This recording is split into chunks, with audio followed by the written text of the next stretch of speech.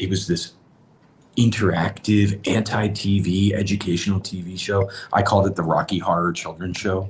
Ha!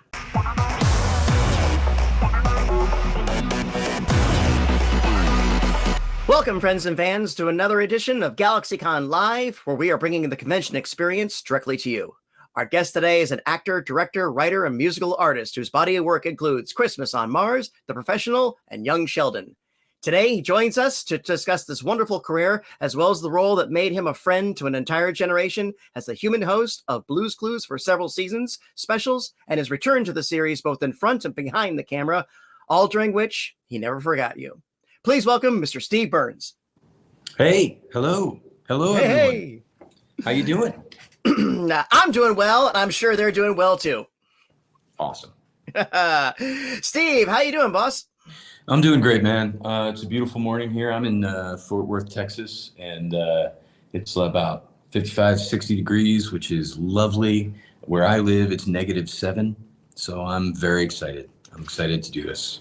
I'm in Orlando, so I think I'm on the same latitude as you, so I've got about that same right now here, which for Floridians is absolute freezing and everything else. So. Well, for me, it's bliss. Indeed. Well, Steve, welcome to the GalaxyCon virtual stage. Absolute pleasure to have you here today. Our team is going through the chat room right now, pulling out the questions for you. In the meantime, if you like, for those in the audience that may not know, let's just go back to the beginning. How did this experience begin for you? How did Blue's Clues start for me? Yep. Well, I was just in New York City. I was in my first semester of my sophomore year in college. So I was very young, and I won an acting award. And because of that, I had some minor interest from some agents and managers in New York City, and I figured I'd go give it a shot. So I went up to New York City to be a gritty Al Pacino, Dustin Hoffman style actor, and immediately became Steve from Blue's Clues. It was, I think it was in the first month that I was there. It was just an audition that I had, and I thought that it was a voice audition. I thought it was to be the voice of an animated character. Right. And when I got into the room, there was a camera there, and I thought, oh boy, I better do something. And I just kind of had this idea that, it was written very much more like almost like a game show in a way, where it was like, which one is the triangle? Yeah. You guessed it. It's that one. Good job. But I guess I didn't interpret it that way. And I kind of made it much more personal, where I was like, do you know which one? Oh, right. Good job. It kind of had that personal vibe, and kids really, really responded to that. But the cool story is that I had long hair at the time. I had a couple earrings, and the creators of the show were like, okay, this works, but we can't put this dude on kids TV. And so they would like call me to be like, can you cut your hair? Do you own a nicer shirt? But it was really the kids that I've got a green striped shirt. That worked.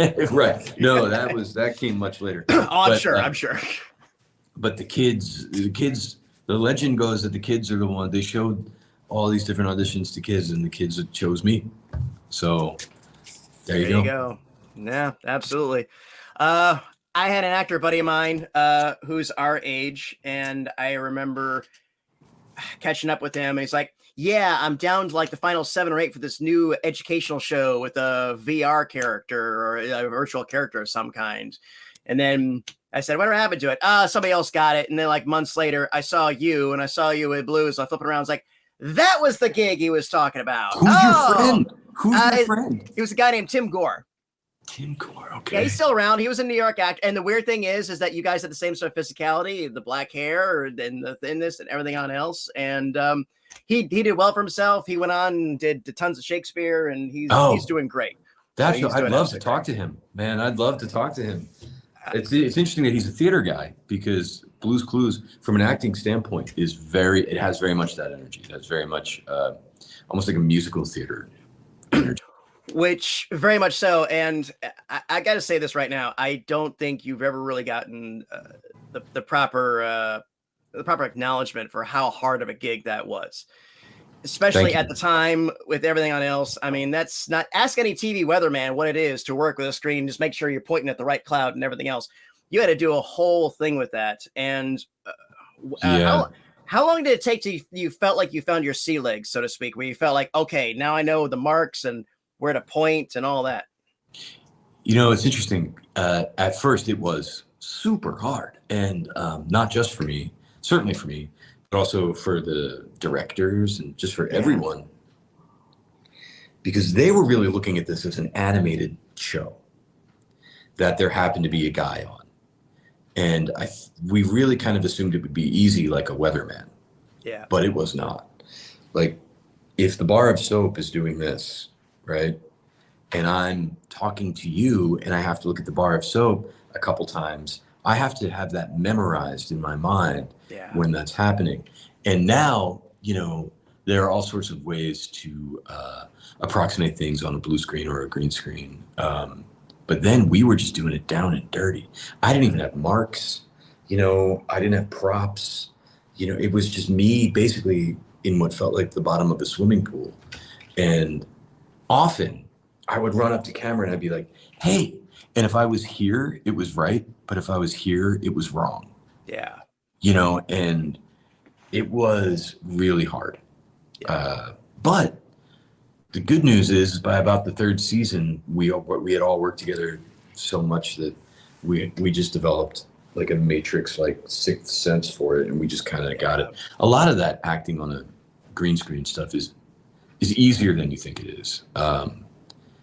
But some of it is infinitely harder than you could ever imagine. You know, the new guy who's on the reboot, Josh, is like Neo. He's so good at it. He just walked in and knew how to do it, and no one understands why. But Donovan and I, the guy who played Joe and I, struggled. But the new guy just understands how to do it. So there you go. That's get the knack for it. When going to the third season, stuff like that. Going back a little bit, at what point did you realize that not only the show maybe done well enough to get renewed, but maybe it might have exceeded everybody's expectations, including your own? Right away, like immediately. Wow. I don't know if people understand how this kind of stuff usually works, but what you do first when you make a TV show is you do a pilot, right? Which is really the show itself auditioning to be a show. Right. So that's what as an actor, the job I thought I had is I did this pilot. It's this experiment. Yeah. And I thought it was so weird and so bizarre. Like it was this interactive, anti-TV, educational TV show. I called it the Rocky Horror Children's Show. Ha! And I was like, man, this is so out there and brilliant. The people who created that show are brilliant. Angela Santamero, and they're just the brilliant educational minds. And I just thought it was, in a way, I thought it was too smart to work. I was like, this isn't gonna, the kids are not going to think that I can hear them and that they are showing me which one the graham crackers are. That's not going to happen. Right. But not only did it happened like insane. So I shot the pilot and it just kind of went away for almost 8 months or something. And I kind of forgot that I did that. Right. And then I remember they kind of called me and said, by the way, we've tested the pilot and it did like crazy well, really well. So it's going to go to air. And I thought, oh, does that mean, so this is happening? And then they aired the pilot and it immediately was like the number one thing.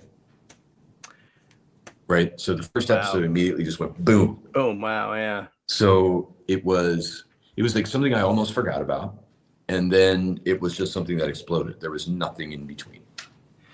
It's always the ones that you just do a one and done and walk away from. And then, you get that call a few months later saying, come on back, you know? Yeah. Yeah. And what's really interesting about that too, and something I was talking with some people about last night is, I mean, for a kid show, it got really big, right? We were number one for a while there. We were doing better than Sesame Street, which I still can't get my head around. And we were in all these countries in South America and Australia, and it was #1 all over the world. But to me, it was a tiny little thing that I did in a little room that was all painted blue. Yeah. And it was just me and a group of friends and one camera. Yeah. And I would just talk to this camera all day.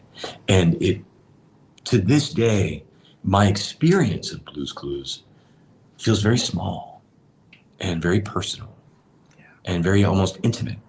You know, it's difficult for me to sometimes step outside of that and kind of get my arms around the effect that show had and the number of people who watched it is actually probably harder for me to understand than anyone else, in a way. I totally appreciate that perspective. Again, from your side of the camera at the time. And speaking of, you returned to the role behind the camera. You've done some direction work and stuff like that. What was that like, coming back and kind of perhaps being a mentor to some people who are new to the experience? I knew they were doing a reboot, and they kind of said, you know, do you want to be in it? And I was like, no. And you know, did you ever see Rambo 2? Yeah, unfortunately. Yeah, right. Okay. But it's no First Blood, but yeah. No, First Blood is a whole other level. Yes. But anyway, there's a scene, I don't know, it might be Rambo 3. It's one of those terrible movies where it opens and John Rambo is like at the edge of the earth somewhere. He's in like Tibet building a Buddhist temple. He's like carving stones, you know. That's 3. Okay, thank you. And no, you're right. It is 2. Sorry. And Colonel whoever shows up. And he's like, John, we need you to come back in. And he's like, I don't do that anymore. And he's like, no, John, you're the only one who knows how to do this. You got to come back in. We need you, John. You got to come back in. He's like, all right. That's how it was. Yeah. Because I at that time I live in an off-grid cabin in upstate New York. That's real, you know. Yeah. And they were like, do you want to do this? And I was kind of being coy about it, but of course I wanted to do it. Yeah. And it was such a joy. It was such a joy, like being part of the audition process and just sort of staying back, but also like kind of whispering like, hey, you know, try it this way. Or and when we found the new guy, they kind of asked me what I thought. And I was like, he could start work tomorrow. You know, he could do this tomorrow. Like he already knew how to do it. And he is much different than I am in that he always wanted to do kids TV. It was always a thing for him, and he is just so gifted. And I kind of was Yoda for him to his Skywalker, because I'm shorter, balder, older, and greener. And I just kind of, you know, I gave him my recipe. It's like, this is how I did it. And, you know, you find your own voice. And working with him was just such a pleasure. And now, my great pleasure on Blue's Clues. I enjoy the directing, but I really like the writing. I really enjoy writing for that show. And I write myself into episodes because I don't want people to forget where this all started, you know. But I'll tend to write myself in where it's like, then Steve shows up and eats some cookies and leaves. And my true most favorite thing about still being on Blue's Clues is getting to work with Donovan Patton, who played Joe. Yeah. We get along famously, and we just love hanging out. So whenever I write an episode of Blue's Clues, the last page is always, the answer to Blue's Clues is always Joe. And I wrote an episode where it was like, it was a magic episode. And the idea is we would pull a rabbit out of the hat. And it's like, why can't we pull Joe out of the hat? You know, so he showed up just for one day to be like, oh, hey, what are you guys doing? Cool. You know? And so then I got to hang out with him for a weekend. So the short answer is we have a great time. And it is such a joy to be a part of the show now, because I don't have any real responsibilities on camera. You know, I get to just be second banana. And it's just such a joy to participate in something that has been multi-generational like that. Yeah. I love it. Absolutely. And you also have a musical career, as anyone who's watched Young Sheldon knows from the opening credits. Tell us a little bit about that. The musical aspect of my life is, I think, kind of the biggest surprise of my life. I've always been a guy with a guitar, you know. I've always been in bands and stuff. But what I really like about music is writing it. I really like bashing away on a laptop and doing the production of it. That's what the real sweet addiction is for me with music. And right around the time that I was in my last season of Blues Clues is when I started to take that hobby a little bit more seriously, and I got Pro Tools, and I, was really starting to kind of like, oh wow, this is a whole other environment that is so much fun to be in. Yeah. And I was really, my aesthetic got rearranged by an album. That's only happened a couple times in my life. There's Hunky Dory by David Bowie, The Unforgettable Fire by U2, and The Soft Bulletin by a band called The Flaming Lips. And that record broke me out. And so I was like, I want to write music like this. So I was trying to sound like them, and I happened to know someone who knew their producer. And I pulled some strings and got the guy an embarrassing demo of mine. And he called me back, and he's like, "Are you the Blues Clues dude?" I said, "Yeah." And he's like, "Wow, I only listened to this to make fun of it." But he's like, "Some of it's good. Is this all yours?" And I was like, "Yeah." He's like, "Well, do you want to work on it? Is that why you sent it to me?" He's like, "Yeah, I'd love to just, for fun, like polish 3 songs with you." And so I went up to his studio to do that. And at that time, the Flaming Lips, I was sharing studio space with the Flaming Lips, who were working on Yoshimi Battles the Pink Robots. And it was like all of my dreams were coming true in one weekend there, because we immediately became really good friends. Those are some of the nicest people I've ever met, and just hard-working people. And I became really tight with the guy who plays all the instruments in the band, a guy named Steven Droz. And he was like, "Some of those songs are really bad." But he's like, "Those 2 are kind of good. I have an idea for a drum part for that. Would you mind?" And I was like, "By all means." And so then he started playing, and then he was like, "Why don't we just do a whole record like this?" And we did, and then they took me on tour with them. But that was all a long time ago, and I was very bad live. But that record came out pretty well. Yeah. And nobody bought it, but it got good reviews, right? So a guy named Steve Malaro, who used to work at Nickelodeon, was a Flaming Lips fan and heard that record. And I had no idea. I think it was just him and my mother who had bought that record. And he loved it. He went on to be the showrunner for The Big Bang Theory and to create Young Sheldon. And he was looking for a theme song for Young Sheldon, and he couldn't really find one. And his son, Matthew, was like, "Hey, Dad." And his son cut the opening track of my album into the opening credits of Young Sheldon and showed it to his dad. And he was like, "Done." So they called me, and I went to LA, and we re-recorded it, and it was a dream come true. And since then, I've been on the show a couple times, and it's been just such a magical surprise in my life. Absolutely. Well, Steve, we're going to go on audience questions. Before that, I just want to say this, boss.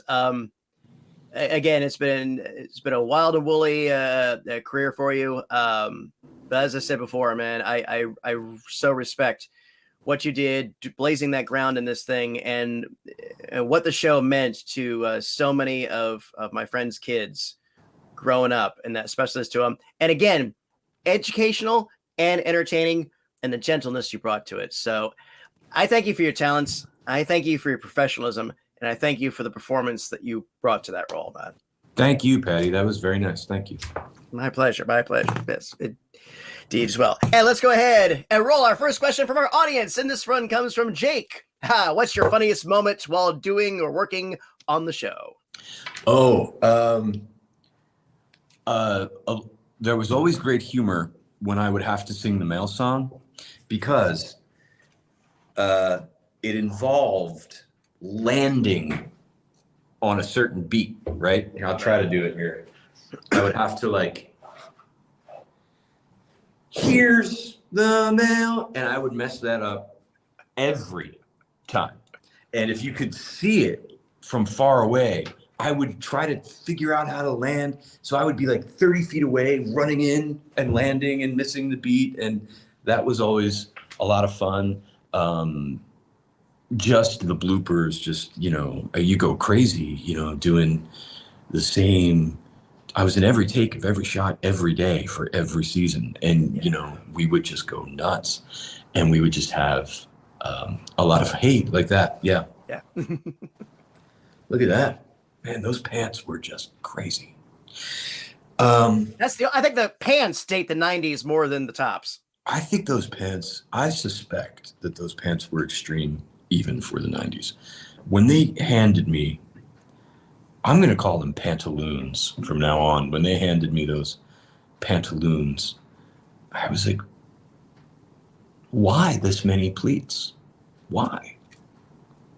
What are we gaining from the pleat density of these pants? I'm going to say those pants were the funniest part of those. I always call pants like that fire hazards. Yeah. Because they were so wide. And you couldn't even get through some doors. You had to slide sideways. Hey. So, well, Jake, great question to start us off with. Thank you. Hey, Savakaya, if Steve had to wear a different color shirt other than green, what color would that be? Well, my favorite color before Blue's Clues was blue. But now it's green. I'm a little jealous, I won't lie, Kaya, of Josh's outfit. I'm not jealous of Joe's outfit because his sweater is just as goofy as mine was. But Josh's outfit's cool, really cool. Like, I would want that. Yeah. I would want to wear what he wears. But here's a little tidbit for you, Kaya. Tracy Page Johnson, who drew all of Blue's Clues. She drew Blue. She drew the whole thing. She's the voice of Blue. She's one of the creators of the show. She came up with my outfit. And when she knew she wanted it to be striped because of a kid show that she liked as a kid called Zoom, which was one that I liked as a kid. Zuma, Zuma, Zuma, Zoom. And she was thinking Zoom. Then she was thinking what colors. And she based those colors on fruit striped gum. She literally was like, we'll just do it like this. And that was like the lime flavor of fruit striped gum plus Zoom equals my indelible wardrobe. There you have it. Kaya, thank you. Fun one. Fruit striped gum. You take 2 bites of it, you sucked all the juice out, and you spat it out, and you put in another one. Correct. Brilliant business model. Yes. What's next? From Rachel, what's the biggest similarity between you and the character of Steve? Oh, Rachel, that's a great question. I, too, have difficulty discerning between shapes and colors. No. I don't want to get too inside baseball about it, but the way I did Steve, the way like I made that character was like based on 2 things. Like, a sense of wonder.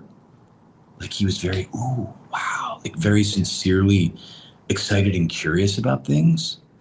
And that also had underneath it a vulnerability, right? So he was like super excited. And then he was also a little like nervous that, when he said, will you help me? He was like, what if you said no?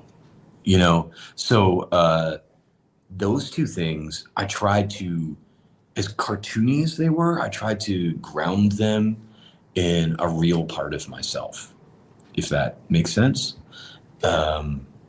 So, the part of me that is goofy and mischievous and wonders excitedly about the world is real. Yeah.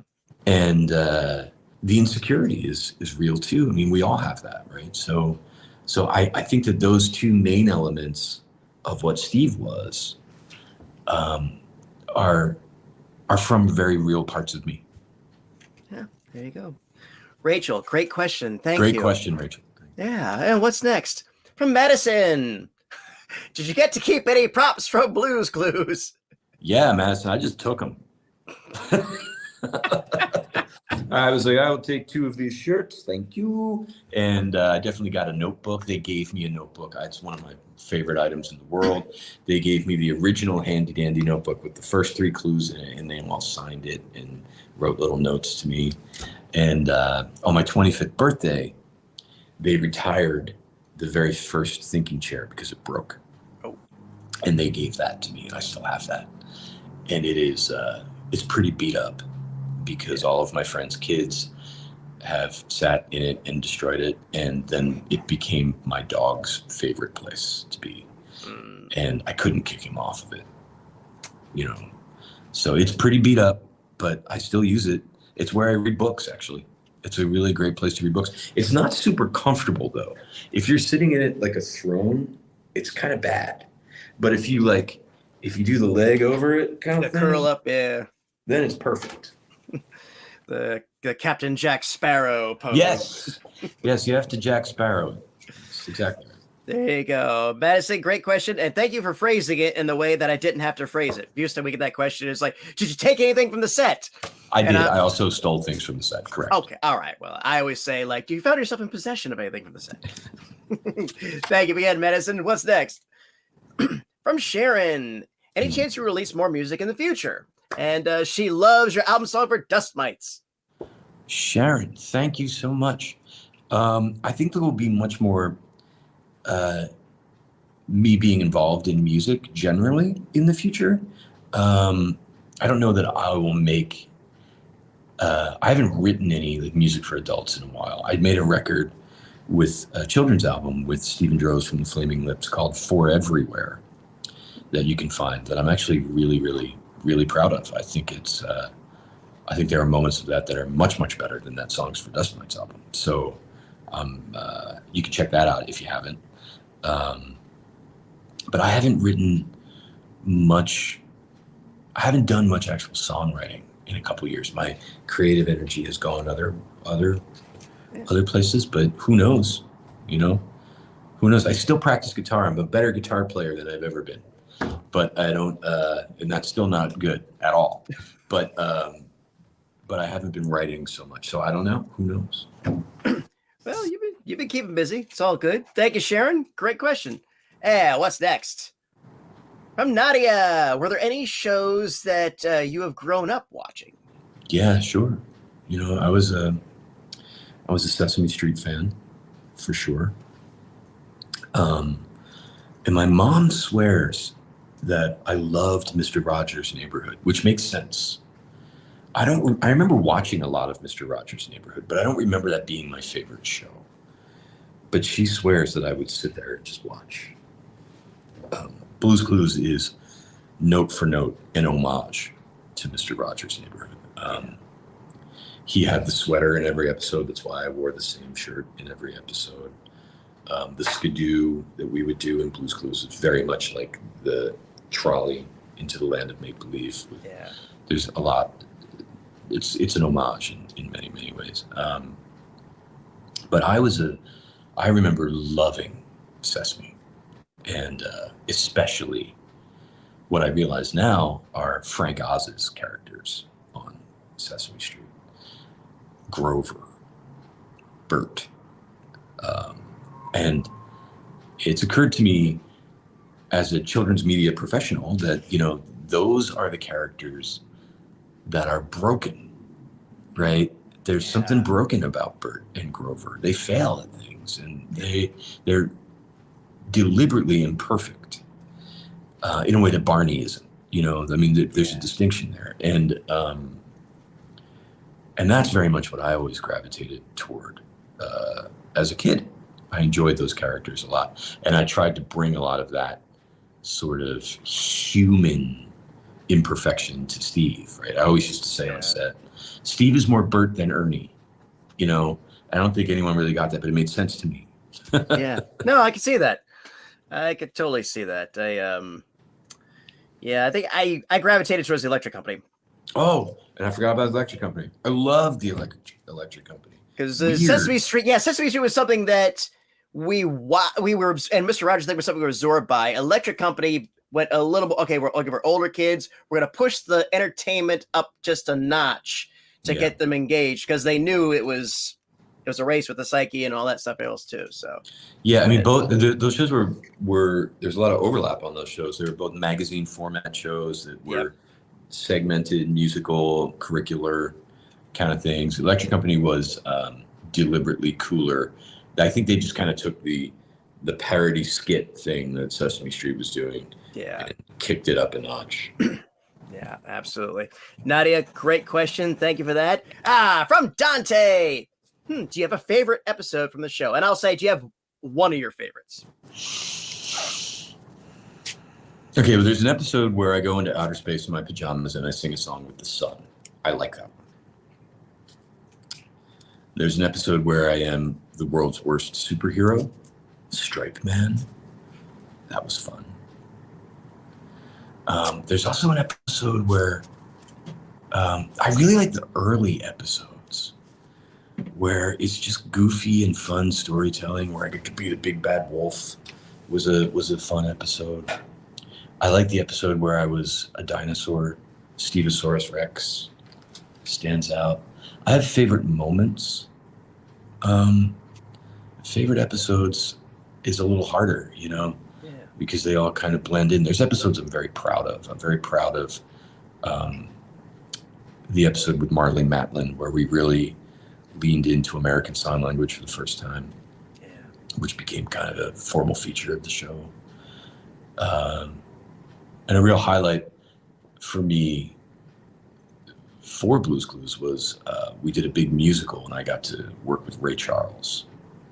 And that was kind of epic and mind-blowing. So those are some highlights. It's hard for me to find, to identify a favorite episode. Yeah, that's fair. That's fair. And there you go, Dante. Still a great question. Thank you. What's next? So from James. Do you have a favorite song that you've written and sung? Yeah. My favorite song that I personally wrote and ever sang is a song called Troposphere. My favorite song from Blue's Clues? Oh man, there's so many. The guys who wrote most of the music for Blue's Clues were also the guys who played Mailbox and Mr. Salt. Michael Rubin and Nick Balaban, and they were musical geniuses, and they wrote me some incredibly good songs. And they had a tough job. Yeah. Because I can't sing. I think it must be really fun to write for Josh Dela Cruz because he's like a Broadway singer, but I can't sing, and so they would write all these songs and then have to like find a way to get them in my voice, But I really like the male song. I think that's a pretty good one. It's hard to beat that. But there's some songs. He wrote me a song about my bed. It's like a sleepy time song that I thought was really beautiful and brilliant. There's a song I really like called I'm So Happy You Are Here. It goes, maybe it's the way you ring the bell that makes me want to yell, come on in, how are you, my friend? It's got kind of like this, well, maybe it's the way you sing along. I really like that one. But if I had to pick one from Blue's Clues, it would be the male song. There you go. The male, that's a fading concept among the youth today, but still there. Right. Thank you, James. What's next? From Jaden, who says, hi, Steve. What's a quote that sticks from you from the show even now? If you use your mind and take a step at a time, you can do anything that you want to do. That is, we understand as adults that's not literal, but the aspirational aspect of that, the empowering aspect of that is valuable. And that's a notion that we are presented with throughout our lives in various ways, right? We're always told, follow your dreams, follow your bliss, work hard for your goals and things like that. Yeah. That's one that I am conscious of, that I remain mindful of. That's advice that I keep in my back pocket still. But the main lesson that I've learned from Steve in my personal life is not to be afraid to ask for help. You know, because that is hard to do. You know. Yeah. But Steve did it. Will you help me? Great. That's hard. That's a lesson. You know. Yeah. And so those are the two things that I retained. Awesome. Thank you, Jaden. Wonderful question. What's next? From Joshua. What would you say to the adults who grew up with you and have children now? Awesome. Great job. Way to go. And thank you. What I would say straight up is thank you so much for all your help. I mean that as Steve from Blue's Clues and Steve Burns at GalaxyCon. You know, like I owe all this to you guys. And, you know, and I would also say legitimately, sincerely, how cool is it that we're still in conversation in some way 20 years later?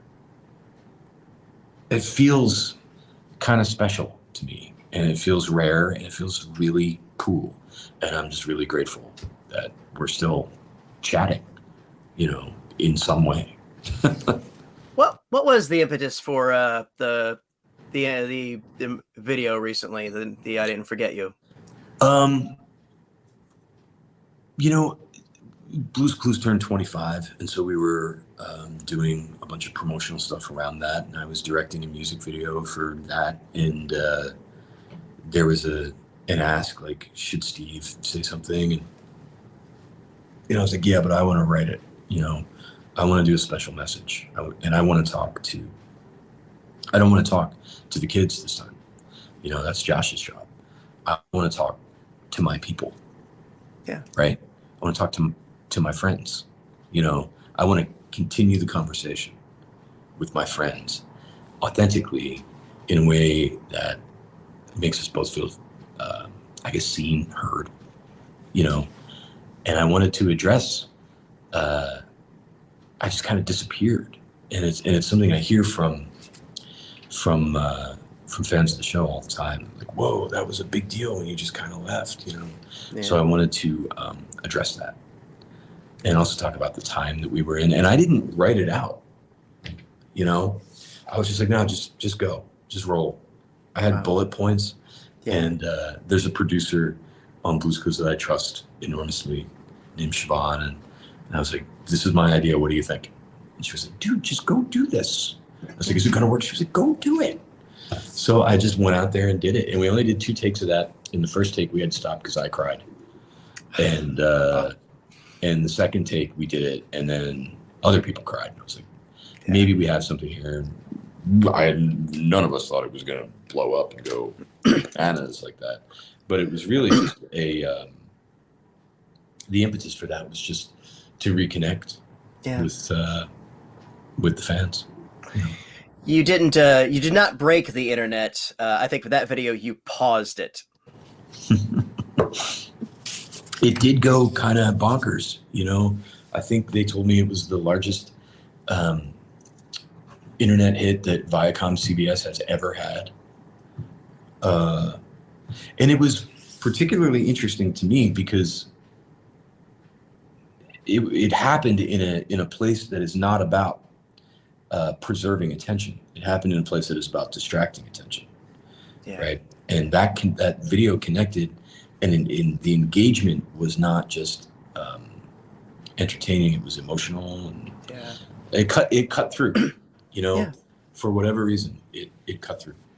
Well, again, you spoke from the heart. You spoke from an absolute place of sincerity, and I think that absolutely showed. And that's always been about the show, is the authenticity and sincerity. Well, I mean, Blue's Clues was part of our mission was to always talk to the audience right where they're at, to meet them right where they're at, and not be condescending. And so to scale that up, now we're adults.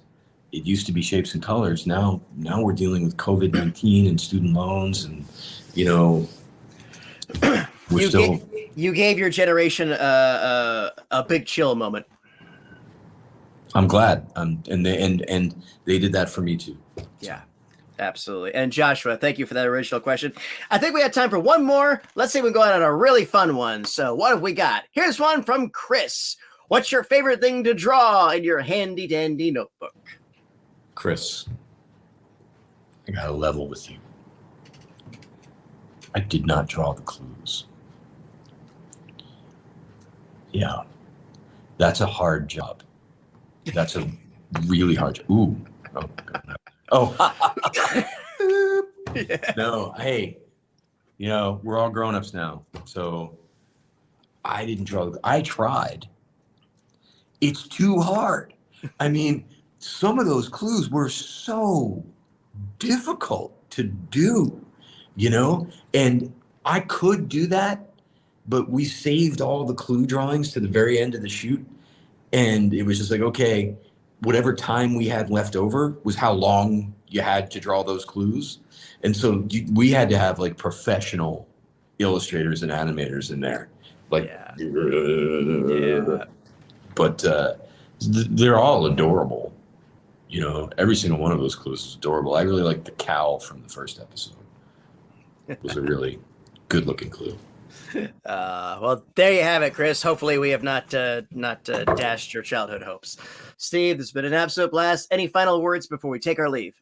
Not anything in particular, Patty. This was so much fun, and I just want to stress once again how really grateful I am to be able to talk to all my friends in this way. 20 years later, it just seems really cool, and it just seems very special, and it's something I'm very grateful for. So thank you all so much for all your questions, and thank you all so much for all your help. Steve, it's been my absolute pleasure to serve you today. Once again, thank you for joining us here on the GalaxyCon virtual stage. Thank you to our audience for joining us, and thank you for those great questions. Hope to see everybody again soon. Until then, bye-bye, everyone. Take care, and remember, smiles are free. Spend them often.